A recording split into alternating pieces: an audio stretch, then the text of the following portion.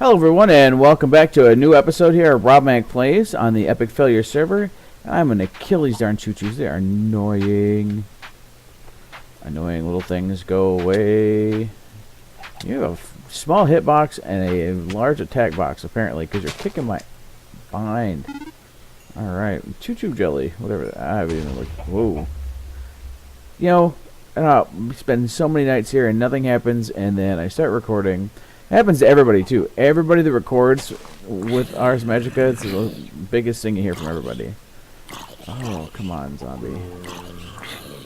I don't have time for you. I'm trying to record here. My goodness. Alright, so they did add in another little bit here on the capacitor banks. I've got a couple spares we're working on.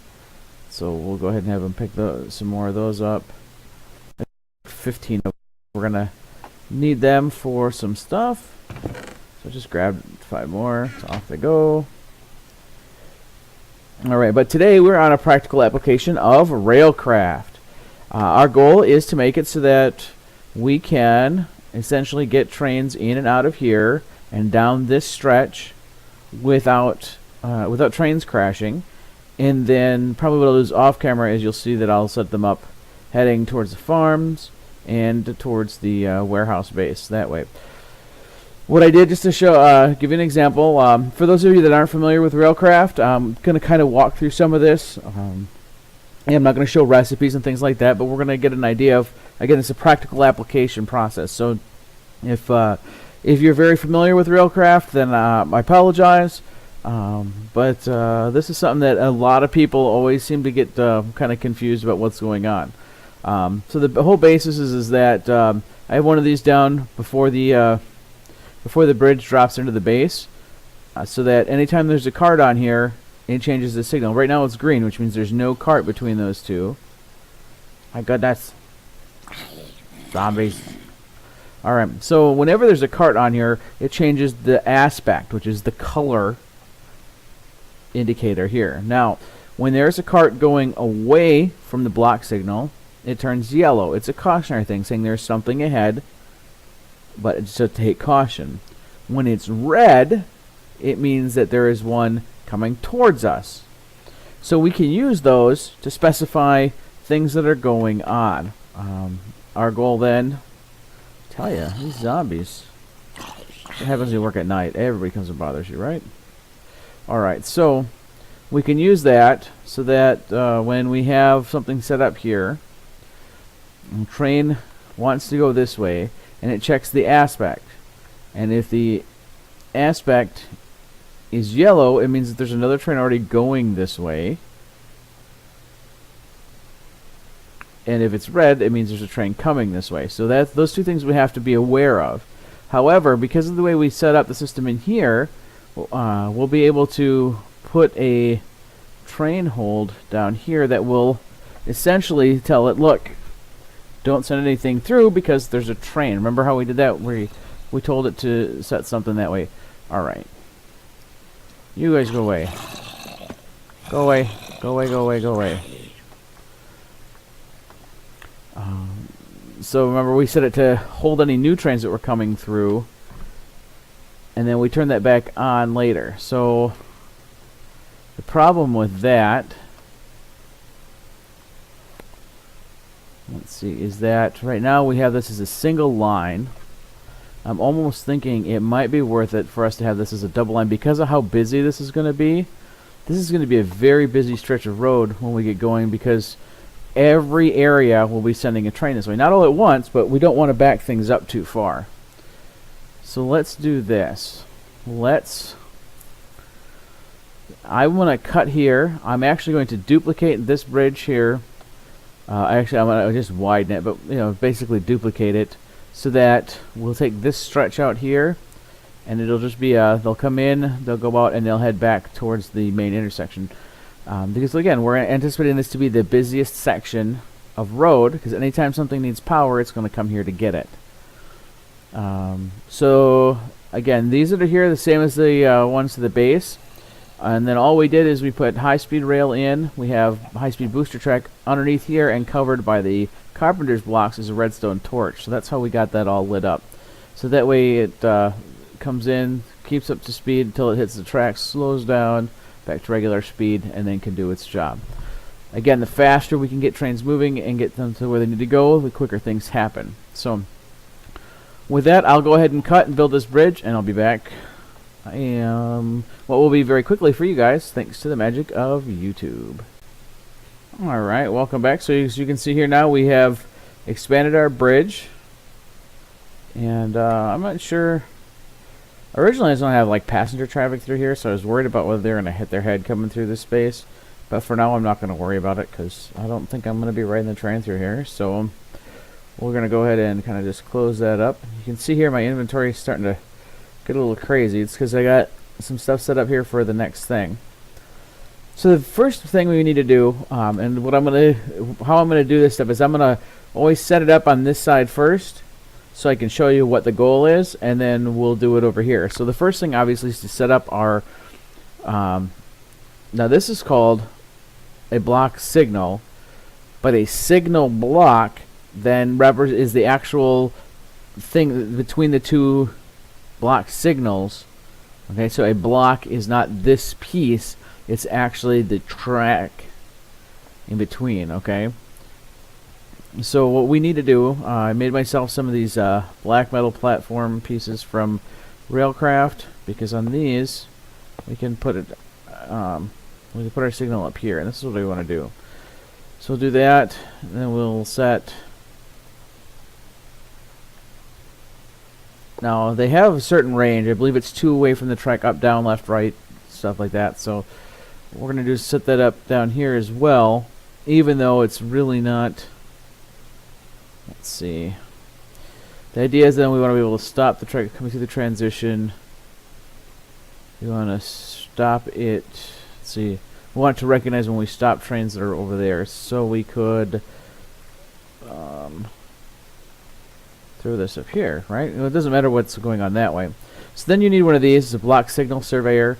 You just right click, it says beginning survey. See how it changed to blinking yellow? The blinking red means it wasn't linked yet. We'll come over here and we'll link it to this block here. Now, see, successfully defined signal block. That means it's looking at this track here. I believe in here I have a cart. So we can see is when it hits that track, see it turn red, warning something is in the way. See, it's kind of stopped, that's why. If it's going, it's yellow, it means something's traveling along the lines that way. Only it's red over here because it's traveling towards that signal. And again, it's going kind of slow because we don't have anything in there, nor do we have a locomotive, which will normally be what's pulling it. And we just set off the computer again, which is fine, because I think we still have another set of things to go in here. Yeah, it's taking them and it's working with them now. So there we go. So that is, when it comes down to it, that's the very basics of a block signal. And that is what's going to allow us to know what's going on. And not us so much as the rest of the trains to say, hey, look, something's going on here, right? So then, if we take our train lockdown track, and we're going to try and make some more advanced things here, but I don't know if I have enough of anything else, or if I even have it on me. And I don't. Let me go grab a little bit more materials, and I'll be right back.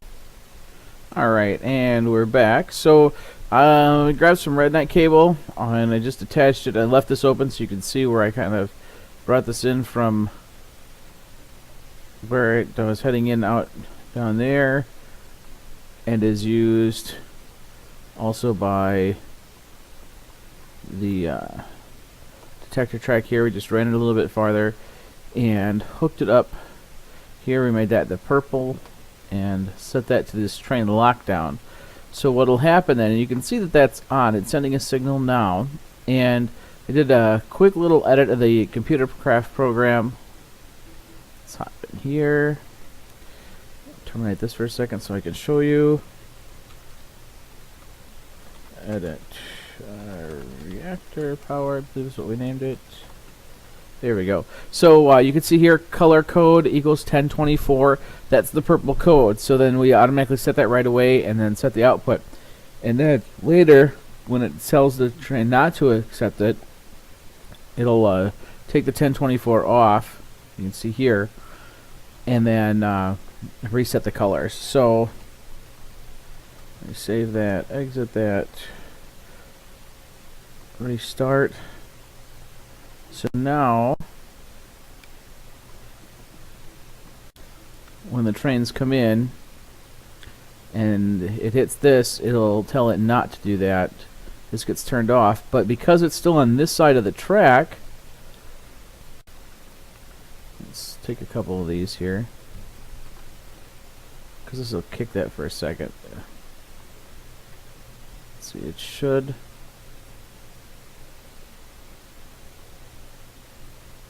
As soon as it detects a train here.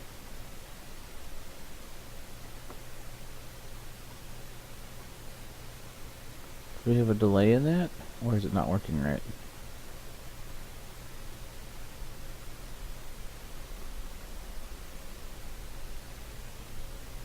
Or we set it up wrong. That's possible too. Let's go take a look real quick. My system's going to work real fast because there's nothing to do with it, but let's see what we're doing here. New train detected. Should have. So let's terminate this.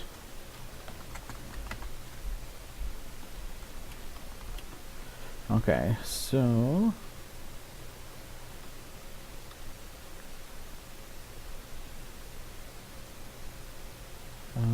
allow trains false.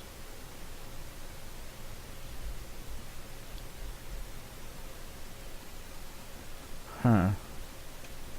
Alright, I'm gonna code this a little differently. I'll be right back to show you what I did. Alright, I think we got it set now. So what we did is we just rather than having it one function, we just made it into two. We just have stop trains and accept trains, and then we just put them in the codes down here appropriately. Right here, stop trains, after it prints that new cards detected, and then it picks up after here, turns off the reactor, picks up the batteries, and starts accepting trains again. So that is running and should run anytime the computer starts up now. So we're good there. And so to demonstrate my point here, if we send this chest cart through and it goes along, and yes, you have to push these darn things so hard. Yeah, that's turned off. So now when the next cart comes through, boom, it stays red until it gets the signal to be okay. This one pulls off, everything turns green and allows a cart again. So everything is working well there.